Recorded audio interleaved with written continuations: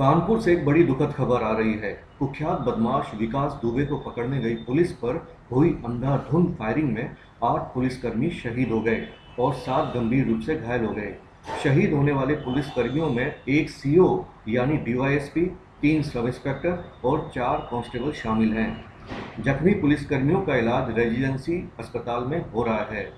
अपराधियों की गिरफ्तारी के लिए यूपी पुलिस ताबड़तोड़ दबिश दे रही है। जानकारी के मुताबिक हमलावर बदमाशों ने पुलिस टीम पर AK-47 से गोलियां बरसाई थी। इस मुठभेड़ के बाद यूपी पुलिस का महकमा सख्ते में है। एनकाउंटर में बड़ी संख्या में पुलिस वालों के मारे जाने के बाद सीएम योगी ने बदमाशों के खिलाफ सख्त कार्रवाई के निर्देश दिए हैं।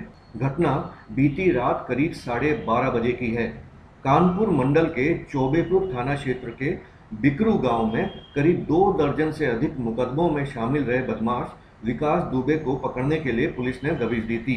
सूत्रों के मुताबिक विकास दुबे को पुलिस की दबिश की भनक पहले से ही लग गई थी, इसलिए उसने अपने साथियों के साथ मिल गांव के बाहर ही मुख्य मार्ग पर जेसीबी से रास्ता रुकवा दिया।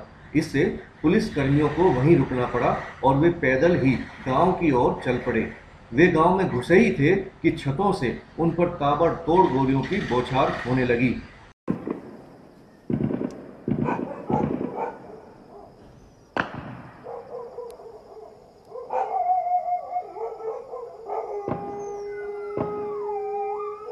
अचानक हुए इस हमले में पुलिसकर्मियों ने तुरंत अपनी पोजीशन लेते हुए जवाबी फायरिंग की, लेकिन तब तक देवेंद्र कुमार मिश्र, सीओ बिल्लोर, महेश यादव, एसओ शिवराजपुर, अनूप कुमार चौकी in charge Mandhana, Nebulal sub inspector Shivrajpur, Sultan Singh constable थाना चौबेपुर, राहुल कांस्टेबल थाना बिठूर, जितेंद्र कांस्टेबल थाना बिठूर और बबलू कांस्टेबल थाना बिठूर को गोली लग चुकी थी और वे शहीद हो चुके थे।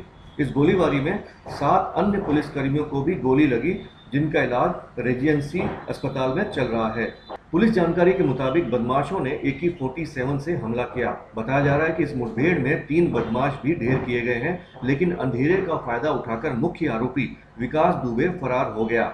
विकास दुबे समेत अन्य अपराधियों की धरपकड़ के लिए पूरे कानपुर मंडल को सीलबंद कर दिया गया है। मंडल के चिन्हित गांवों और कस्बों में तलाशी अभियान जोर शोर से शुरू कर दिया गया है। चौकी इंचार्ज वगैरह ये सभी लोग सड़कों पर निकले और चेकिंग करेंगे। रैन सर के आदेशानुसार ये चेकिंग करेंगे पर्याप्त फोर्स के साथ। और थाना अध्यक्ष ये SO SHO ये चौबेपुर पहुंचेंगे। सूत्रों ने बताया कि जिस तरीके से हमला हुआ है, उससे आशंका है कि बदमाशों को पुलिस की दबिश की भनक पहले से ही मिल गई थी, जिसके कारण उन्होंने तैयारी करके पुलिस पर हमला किया।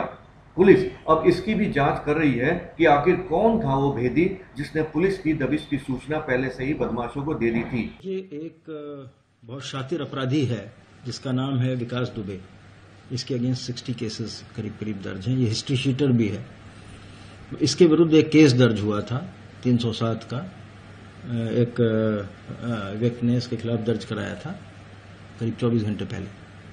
तो पुलिस पार्टी एक ऑपरेशन करने गई थी, क्योंकि ये बहुत शातिर अपराधी है और ये बराबर इस तरह का काम कर रहा था, तो उसको रेड करके पकड़ने के लिए हमारी पार्टी गई थी वहां पर।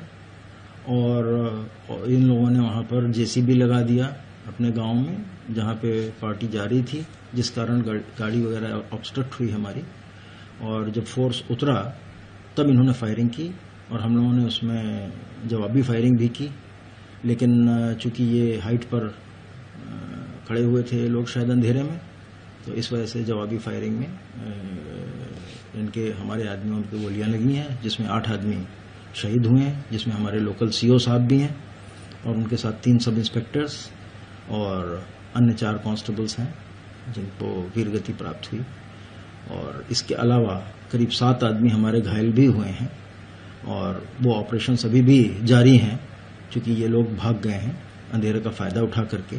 और हमारे IG, ADG और यहाँ से हमने ADG लॉ एंड ऑर्डर को भी वहाँ भेजा है इन ऑपरेशंस को सुपरवाइज करने के लिए।